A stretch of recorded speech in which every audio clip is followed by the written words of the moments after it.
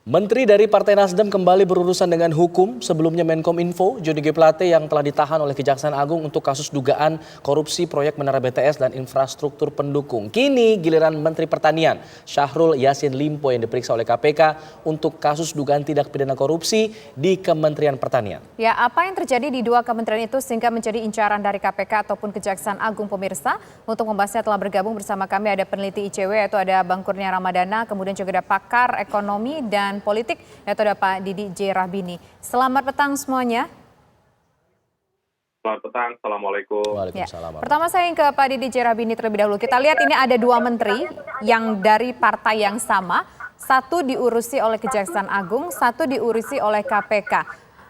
Apa yang mungkin bisa kita lihat dari kedua menteri ini? Apakah ini ada unsur berkaitan politis atau memang ada penyalahgunaan wewenang di sana yang pure dilakukan oleh masing-masing menteri tersebut, Pak Didi? Mbak, secara garis besar dulu ya, kan belum ketahuan salahnya apa. Ya. Secara garis besar dalam tahun politik seperti ini, pertarungan politik ini halus ya, tapi sadis dan brutal ya, seperti Empu Gandring lah sama Ken Arok ya. Dan halus seperti sihir hitam tapi mematikan. Nah, untuk kasus... Halo? Halo Pak Didi. Pak Didi masih tersambung bersama kami?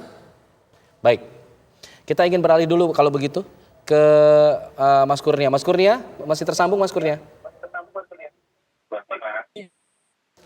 Halo Mas Kurnia.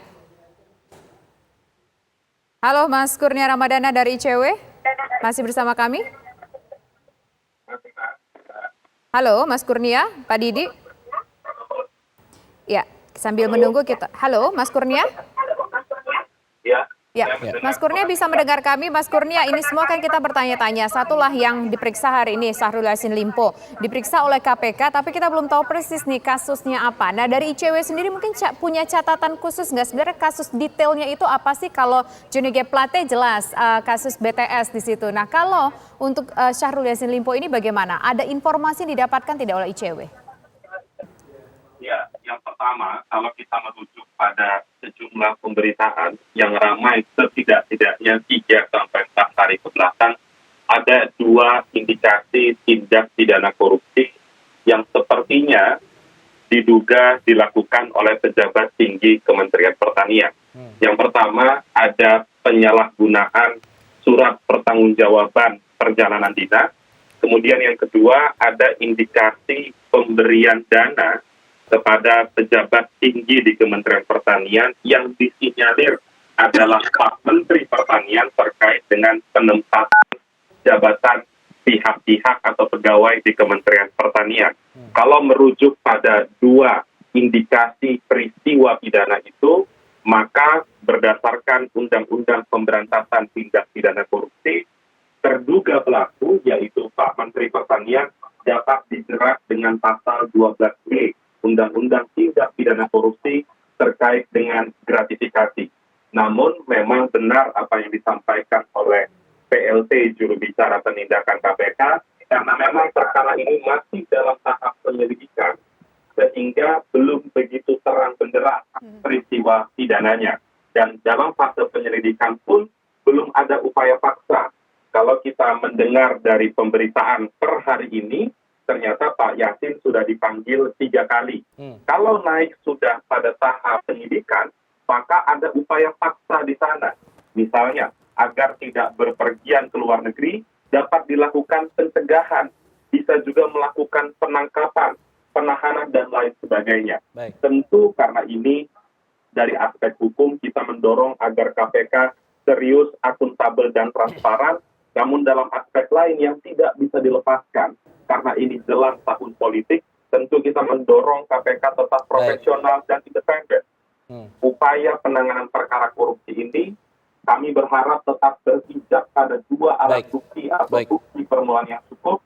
Jangan sampai ada order-order pihak tertentu yang mempengaruhi independensi penegakan hukum di KPK. Baik, itu yang tadi kita sedang coba bicarakan dengan Pak Didik Rahbani yang tadi sempat terputus. Pak Didik, tadi mohon maaf terputus.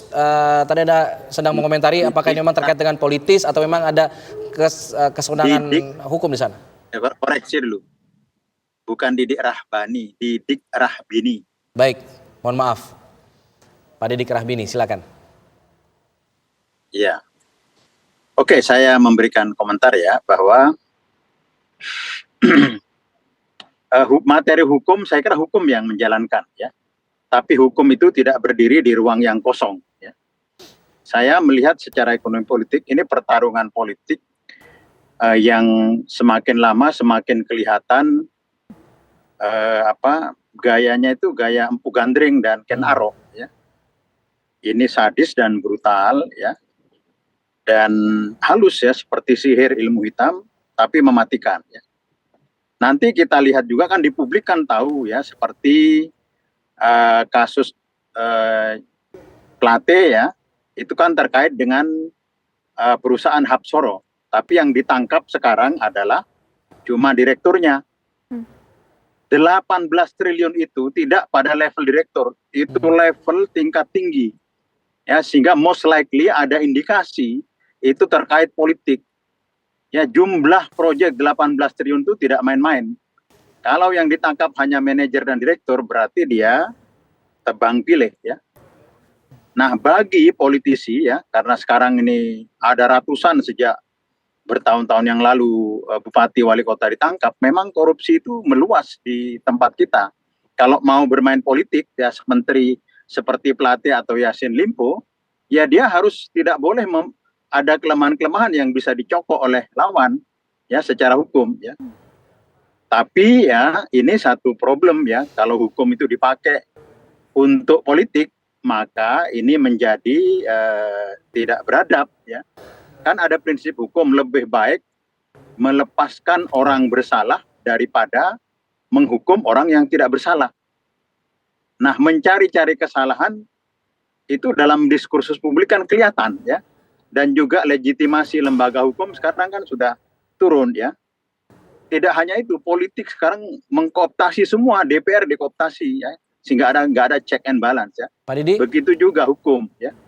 Oh ya. Itu kalau tidak ada perlawanan dari Ibu Megawati soal 3 periode itu akan terus.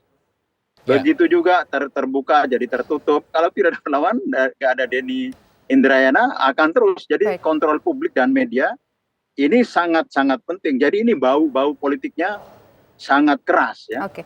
Dan demokrasi ini wajahnya modern, tetapi isinya brutal seperti sabung ayam. Kalau sabung ayam itu kan yang kalah harus mati disembelih.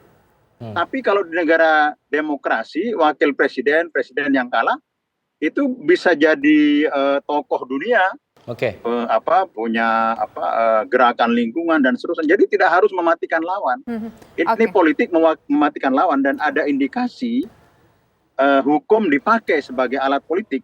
Oke, ya, Pak Didi, ini tidak main-main ini. Analisis Pak Didi mengatakan hukum dipakai untuk unsur politik, ini setajam Chris Empu Gandring. Tapi apa mungkin data yang punya Pak Didi? Bahasanya. Pak Didi punya. Nanti ada indikasi, tapi apa data untuk sebagai alat politik ya. Nah, kalau indikasi itu nanti kita riset, mencari bukti-bukti hal-hal di masa lalu yang terlihat dan bukti-bukti lain. Buktinya check and balance tidak ada, dikooptasi ya.